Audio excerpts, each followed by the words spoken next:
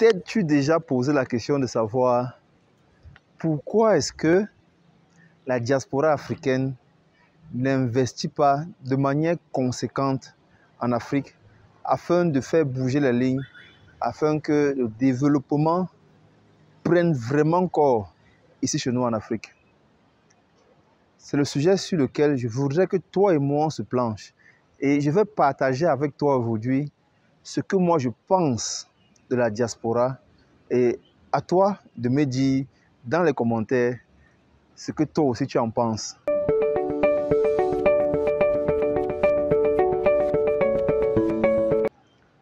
Bonjour les amis et bienvenue dans la chaîne des donneurs de vie au plus pour tous en Afrique. Constantin Sahalonian, promoteur et chef d'entreprise. Si tu es nouveau ou nouvelle dans cette chaîne, je te conseille de cliquer pour t'abonner et ensuite de cliquer sur la cloche de notification pour ne manquer aucune pépite, aucune vidéo. Je vais partager avec toi aujourd'hui quelques critères qui, selon moi, sont ce qui pousse la diaspora ou contribue à ce que la diaspora africaine n'investit pas ici chez nous en Afrique. Le premier critère que je vais partager avec toi ou je vais développer avec toi, c'est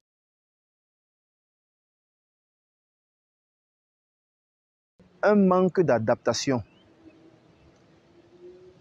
Notre diaspora, le fait d'avoir côtoyé, le fait d'être dans un milieu, on va dire, un peu plus développé que le nôtre, a un problème d'adaptation lorsqu'il faut venir investir chez nous ici en Afrique.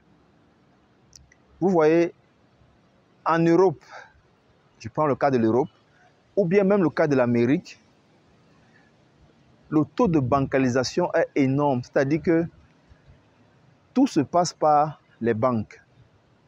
Tout se paye via les banques. C'est difficile de voir l'argent liquide circuler.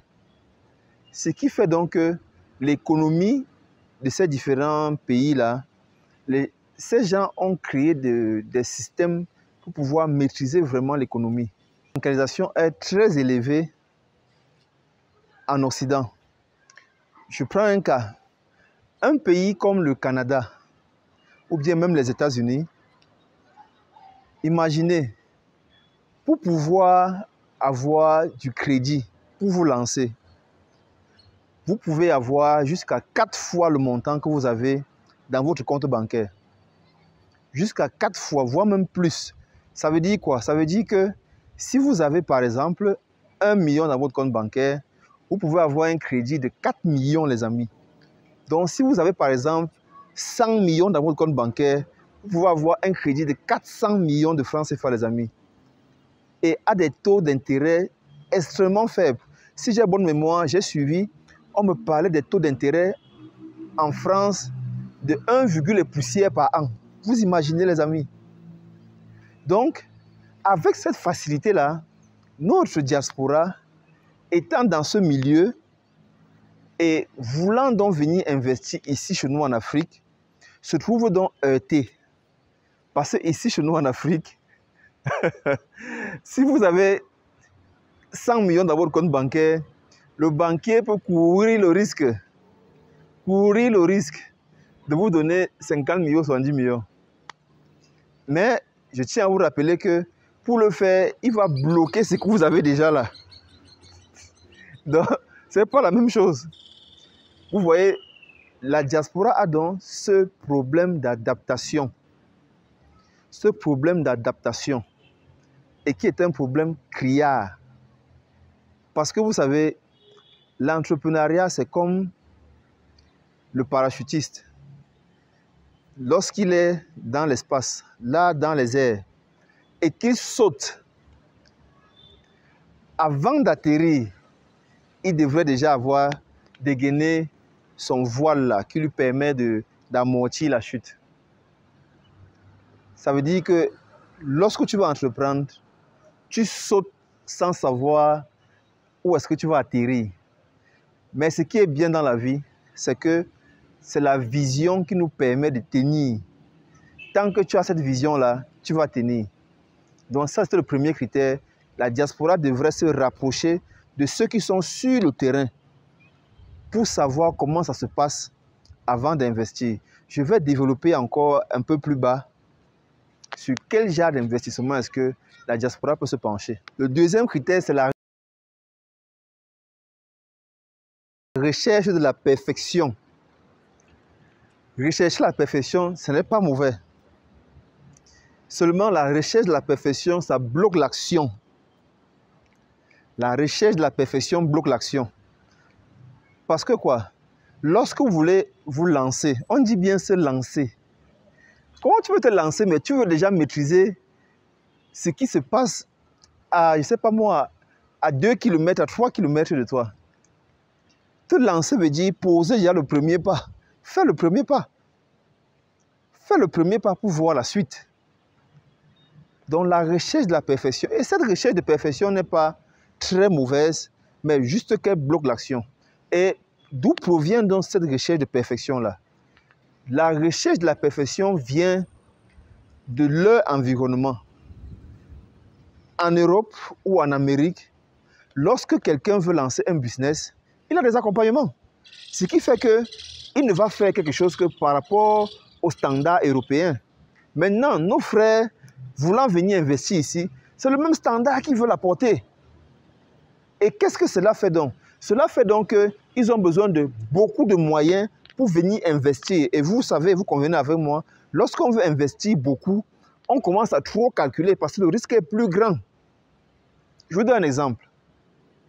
Si moi, j'étais resté là à dire, non, c'est quand je vais pouvoir avoir de l'argent, 10 millions, 15 millions, pour pouvoir acheter un équipement en forêt avant de me lancer le business de forage. C'est que je n'ai jamais lancé. Mais dès lors que j'ai compris comment le cerveau fonctionne, comment le business fonctionne, je me suis d'abord lancé avec le forage manuel. Parce que ça, c'était accessible. J'avais cette possibilité-là d'acheter le matériel, de faire fabriquer moi-même et d'assembler et commencer à travailler. Avec un budget de moins de 300 500 000 francs. Ça, c'était plus accessible. Mais si je devais patienter d'avoir 10 millions, 15 millions, c'est là où l'action est bloquée, la recherche de la perfection. Et c'est ça que je déconseille à mes chers frères de la diaspora. Quand vous avez un business, les amis, n'attendez pas que ce soit parfait avant de commencer. Non. N'attendez pas que ce soit parfait. Je me rappelle lorsque je travaillais avant dans une grosse boîte de la place ici au pays, au Cameroun, j'avais un directeur qui disait, il faut commencer, on va affiner après. Il me disait chaque fois, commence, on va affiner après. Parce que j'étais dans le bureau de la performance industrielle. C'était une industrie. Et ça, c'est resté gravé dans mon esprit. On doit initier avant de ponifier. On ne peut ne pas initier, on cherche déjà à ponifier. Ça ne marche pas. Donc ça, c'était le deuxième critère. Le troisième critère, les amis, c'est la non-maîtrise des réalités du terrain. Ce qui n'est que normal, parce que pour maîtriser les réalités du terrain, vous devez être sur le terrain. C'est un peu comme un footballeur. Vous pouvez apprendre le football sur les cahiers, sur les écrans. Mais si vous voulez jouer au football, c'est sur le terrain. Pareil qu'un maçon. On apprend toute l'architecture, comment lever les murs pour qu'un mur soit droit. Mais si tu veux être maçon, c'est sur le terrain que tu vas lever le mur. Donc, ce manque de maîtrise de terrain est un obstacle aussi pour la diaspora. Pour regarder sur un champ un peu plus large et pour vous montrer comment est-ce que la diaspora ne maîtrise pas vraiment le contexte économique africain. Ce qui fait qu'ils ont de l'argent, ils ont du gros cash, mais ils investissent là où la rentabilité est très faible. Là, derrière moi, là, on va faire une vidéo là-dessus. Le plus pire investissement à faire en Afrique présentement. Et c'est la spécialité de la diaspora. La diaspora africaine, ils ont les facilités de crédit et tout ce qu'ils trouvent à faire, c'est ça. C'est venir implanter des buildings de centaines de millions. Un immeuble comme celui-ci, à l'état où il est là, où on a fait le gros œuvre, on est à pratiquement 3 niveaux et sur une superficie pratiquement de 300 mètres carrés. Là, on est au moins à 150 millions de francs CFA. 150 millions. Ça, c'est au bas mot. Parce que si vous connaissez les architectes, vous dites à l'architecte, j'ai une superficie de 300 mètres carrés, je veux faire 3 niveaux. Il va directement vous donner le prix. Parce qu'eux, ils ont tellement déjà construit qu'ils ont déjà des formules adaptées. Donc, lorsque vous investissez un tel montant, 150 millions, ça fait combien d'euros? Je pense que ça doit faire autour de 100 000 euros. Combien? Autour de 200 000 euros. Voilà, quelque chose comme ça. Autour de 200 000 euros. Voire même plus, hein, parce que 100 000 euros, ça vous fait autour de 65 millions. Fois 2, on est autour de 130 millions. Donc, on est pratiquement à près de 250 000 euros. Un quart de million d'euros. Un quart de million d'euros. Vous voyez, les amis. Donc, tu investis un quart de million d'euros. Et maintenant, essayons de voir la rentabilité. Là, on peut avoir en moyenne, disons même 20 appartements. Ou même 30 appartements. Et si on va sur la base de 30 appartements, n'oubliez pas, j'ai pris le coût du gros œuvre. Si on va sur la base de 30 appartements, ce qui n'est pas déjà vers 30 appartements, c'est énorme. Allons sur la base de 20 appartements. Si on va sur la base de 20 appartements et que ces finitions sont grand luxe, ça veut dire un appartement, il pourra le louer autour de 100 000 francs. 20 appartements loués autour de 100 000 francs. En un mois, que tes locataires sont réglo, ça veut dire que tu as généré 2 millions. 2 millions le mois. Et j'ai pris le coût d'un gros œuvre, 150 millions. Et vous-même, vous savez que la finition a un coût conséquent. Et là, lorsque je parle de luxe, ça veut dire que la finition peut pratiquement prendre la moitié, voire même le double, voire même le même prix, autant pour moi. C'est-à-dire, la personne peut se retrouver en train d'investir 225 millions de francs CFA. Et si tu génères 2 millions par mois, ça veut dire en une année, tu as généré 24 millions. Il te faut combien d'années pour amortir 250 millions de francs CFA? 24 millions par an. Tu as investi 250 millions. Multiplie par 10, il te faut pratiquement 10 ans. 10 ans pour amortir. Pour amortir. Donc, tu n'as pas encore de gain, hein? Non. Tu es en train d'entrer dans tes fonds. 10 ans pratiquement. Avant maintenant de chercher à avoir le bénéfice, les amis. C'est quel gâchis. Ça, c'est le gâchis d'argent. Et qu'est-ce qui pousse les gens à faire ça? Parce que la diaspora étant là-bas chez eux, ils ne se rendent pas compte que le taux d'urbanisation est extrêmement poussé par rapport en Afrique. Parce qu'à la diaspora, en Europe, vous pouvez avoir un salaire de 1500 euros et rien que votre loyer seul vous prend 750 à 800 euros. Mais ce n'est pas le cas ici. Ce n'est pas le cas ici. Ici, quelqu'un peut toucher, je connais quelqu'un qui touchait 1 200 000 le mois et qui payait un loyer de 35 000 francs par mois.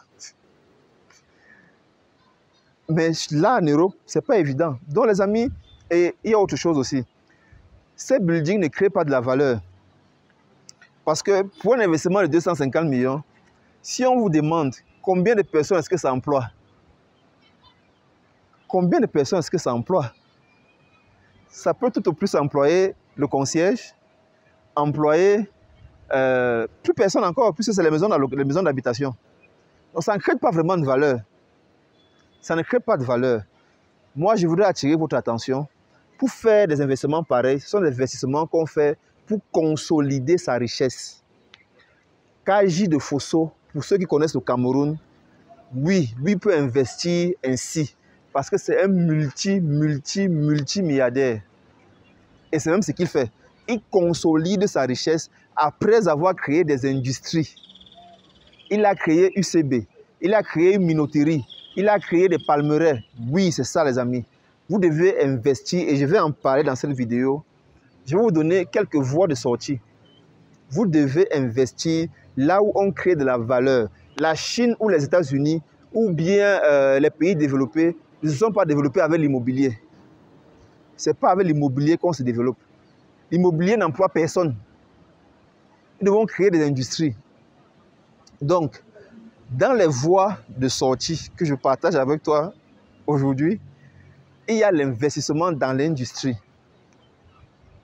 Et je vais commencer à faire les petites vidéos business pour vous montrer les investissements dans lesquels vous pouvez vous lancer avec peu de moyens. Pas forcément faire des investissements à coût de plusieurs centaines de millions, non. Vous pouvez commencer avec un peu de moyens. Donc, ciblez l'industrie. Ciblez l'industrie comme la nôtre, où nous produisons les emballages biodégradables. Vous pouvez suivre. N'investissez pas dans ce que vous ne pouvez pas suivre. N'investissez pas dans le service. Un ami m'a contacté récemment, il est aux États-Unis, et il me dit, Consti, je voudrais, c'est comme ça qu'on s'appelle, il m'appelle Consti, je voudrais investir dans une menuiserie.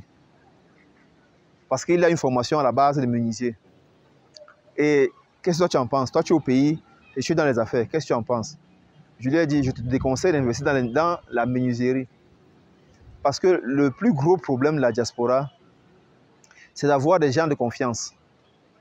Et si tu n'as pas la possibilité de te déplacer chaque fois, disons pratiquement une fois tous les trimestres, ce n'est pas l'idéal pour toi d'investir dans les services parce que tu ne peux pas suivre, tu ne peux pas facilement quantifier. Or, en investissant dans la production, par exemple, notre machine de production, lorsqu'on a fini la production d'un seul jour, le compteur peut te dire combien est-ce qu'on a produit.